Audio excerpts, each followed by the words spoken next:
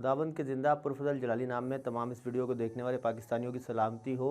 आपका भाई Dilawar Bhatti, central president Christian people alliance CPA, आपसे हम्बल रिक्वेस्ट करते हैं कि कल 2 बजे आपने गोरा कब्रिस्तान आना है।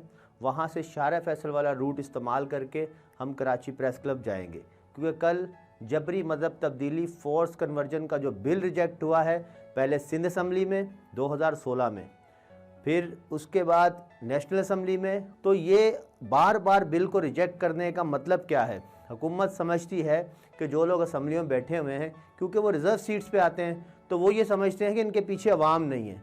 हमने हुकूमत को बताना है, अपने आला इदारों को बताना है, सेनेट को बताना है, सिंध असम्बली को बताना है, नेशनल असम्बली को बताना है कि जो भी हमारे लोग, चाहे वो सिलेक्टेड हैं, जो असम्बलियों में बैठे हैं, क्योंकि वो क्रिश्चियन हैं, हिंदू हैं, थोड़ी बहुत तो मज़हब की गैरत उनमें है, अगर वो बात करते हैं तो हमने उनके हाथ मजबूत करने हैं। इसलिए हमने उनके हाथ मजबूत करने, कल जुम्मे के दिन 2 बजे गोरा कब्रिस्तान आना है और वहाँ से पूरा काफिला कराची प्रेस क्लब जाएगा और हम बताएंगे हुकूमत को कि हम जो अपने असम्बलियों में हमारे लोग बैठे हैं उनके साथ हैं। और मैं आपको यकीन से कहता हूँ, अगर ये एहतजाज बहुत बड़े पैमाने पे हुआ तो उसके बाद हमारे असम्बलियों के लोग जो हैं वो गैरत से, जुरत से वहाँ असम्बली में खड़े होकर बातें करेंगे, तो उनको कोई सिलेक्टेड नहीं बोलेगा।